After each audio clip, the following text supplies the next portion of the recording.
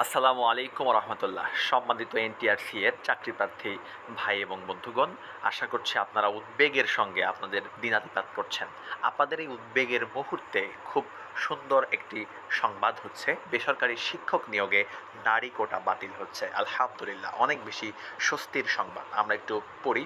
এই নিউজটি করেছেন শিক্ষাভিত্তিক জনপ্রিয় পত্রিকা দ্য ডেলি ক্যাম্পাস। বেসরকারি শিক্ষা প্রতিষ্ঠানে প্রবেশ পর্যায়ে শিক্ষক নিয়োগের ক্ষেত্রে ৩০% নারী কোটা বাতিল করতে যাচ্ছে অন্তর্বর্তীকালীন সরকার।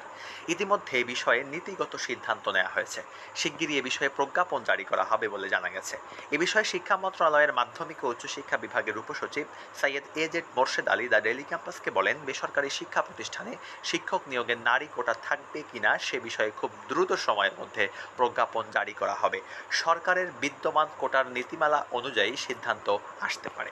কোটা সংস্কার আন্দোলনে অনেক ছাত্র জনতা জীবন দিয়েছেন। নারী কোটা বহাল রাখা হলে তাদের আত্মত্যাগ বৃথা যাবে, এটি হতে দেওয়া যায় না। বিষয়টি অনুধাবন করেই সরকার বেসরকারি শিক্ষা প্রতিষ্ঠানে শিক্ষক নিয়োগের ক্ষেত্রে ৩০% নারী কোটা বাতিল করতে যাচ্ছে। মাধ্যমিক ও উচ্চ বিভাগের এক কর্মকর্তা এটি বলছিলেন।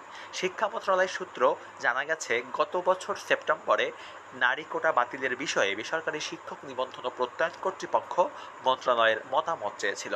সেই আবেদনের আলোকে বিষয়টি নিয়ে একাধিকবার সভা হয়েছে।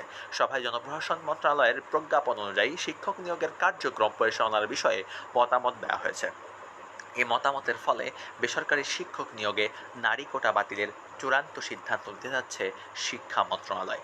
নাম অপ্রকাশিত রাখার শর্তে মাধ্যমিক ও উচ্চশিক্ষা বিভাগের এক কর্মকর্তা দ্য ডেইলি ক্যাম্পাসকে বলেন, এনটিআরসি এর মাধ্যমে শিক্ষক নিয়োগের ক্ষেত্রে নারী কোটা বাতিলের সিদ্ধান্ত হয়েছে। কেননা কোটার বিষয়ে জনপ্রশাসন মন্ত্রণালয় যে প্রজ্ঞাপন জারি করেছে সেখানে নারী কোটার কথা উল্লেখ করা হয়নি। শুধুমাত্র 7% কোটা বহাল রাখার কথা বলা হয়েছে। ওই প্রজ্ঞাপন অনুযায়ী এনটিআরসি কে নিয়োগ সুপারিশ করতে বলা হয়েছে। যে কোনো সময়ে এ বিষয়ে প্রজ্ঞাপন করা হবে।